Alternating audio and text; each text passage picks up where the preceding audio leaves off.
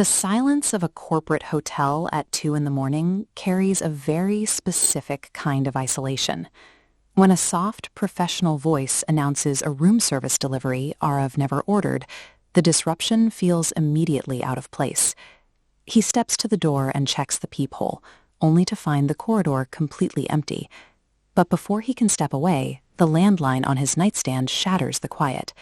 He picks it up to hear a hotel receptionist on the other end, her voice trembling as she fights through thick static. She begs him to listen carefully, insisting that under absolutely no circumstances should he open his door. The line goes dead, and 3 slow, heavy taps immediately return to the wood right in front of him. Backing away into the center of the room, Arav notices a harsh light glowing through the gap beneath the doorframe. The digital elevator display outside is shining brightly, clearly marking his location as the 14th floor, even though his plastic keycard reads 11. Pulling up the corporate booking app on his phone confirms the unsettling fact that this building does not even possess a 14th floor. Before he can process the error, the overhead lights inside his sanctuary violently sputter and fail. The television turns itself on, cutting through a wall of static to broadcast a live, grainy security feed of his own corridor. Sitting perfectly still outside his room is a silver tray resting on a food cart, steam rising from beneath the lid. Standing directly behind it is a motionless figure, its limbs stretched out to proportions that simply do not fit within the architecture of the hallway. The entity slowly leans sideways, peering directly into the security lens with a wide, unnatural smile.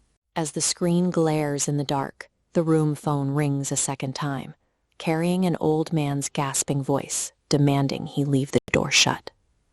A sudden, heavy silence falls over the room, eventually coaxing Arav to unlock the deadbolt just enough to peek into the corridor.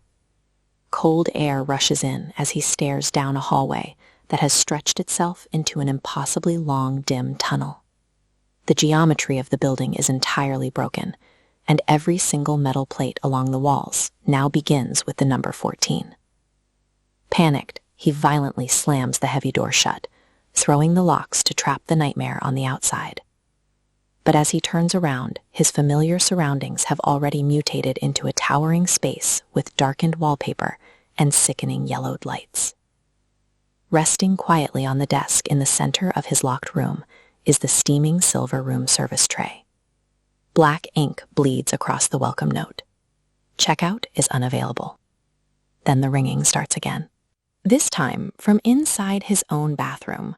Discover what happens when you book the wrong room in the full horror story, The Hotel Floor That Wasn't Listed.